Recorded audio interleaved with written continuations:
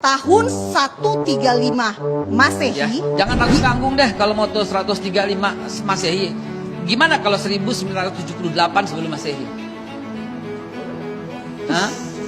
1978 sebelum Masehi. Lahirnya Nabi Ibrahim di Babilonia.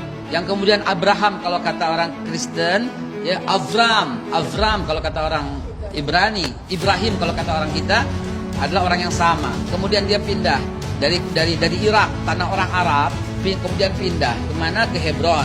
Lalu kemudian dia bertemu dengan Sarah dan kemudian bertemu dengan Hajar. Dari Hajar kemudian akhirlah Ismail. Dari Sarah kemudian lahirlah Ishak. Apa agama Nabi Ishak? Apa agama Nabi Ismail? Apa agama Nabi Ibrahim? Apa yang ditinggalkan? Kelihatan yang ditinggalkan oleh Ibrahim adalah Masjidil Aqsa untuk Nabi Ishak dan Masjidil Haram untuk Nabi Ismail. Sampai di sini sudah jelas.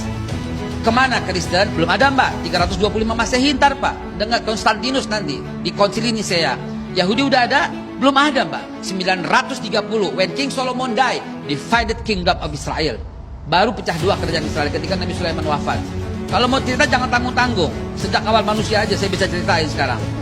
Ya jangan tanggung-tanggung. Durasi kita nggak cukup babe kalau Kemudian setelah Nabi Allah Ishak memiliki anaknya dikasih nama Israel alias Yakub.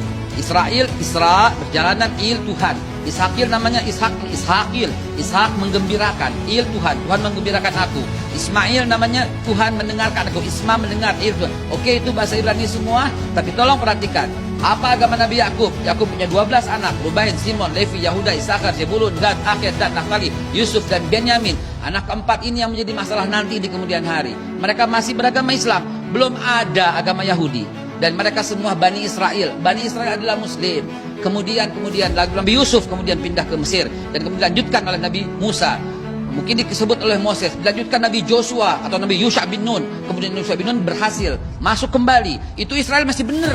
Israel masih bangsa yang terpuji. Wah ini fadatukum alal alamin. Israel itu ditinggikan oleh Tuhan, oleh Allah. Itu masih benar. Tapi ketika when King Solomon died, dari Yusha bin Nun kemudian Nabi Yakub. Kekeliruannya berada di mana? Kekeliruan, ini bukan kekeliruan. Penyelewengan dia dari mana? Dari awal muasal ketika dia membangkang dengan Nabi Musa memaafkannya. Kemudian sampai Nabi Yusha bin Nun berhasil membawa kembali ke tanah Palestina, ke tanah yang disucikan, tanah yang dijanjikan.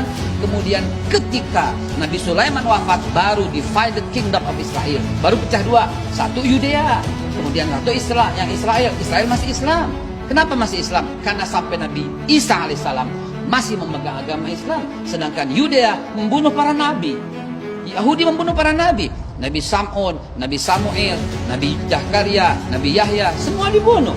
Bahkan Yahudilah yang menuduh Bunda Suci Maria berzina dan kemudian memiliki anak haram. Dari Yesus. situ be posisinya be. Lihatlah bangsa ini dari awal mula emang tukang membangkang.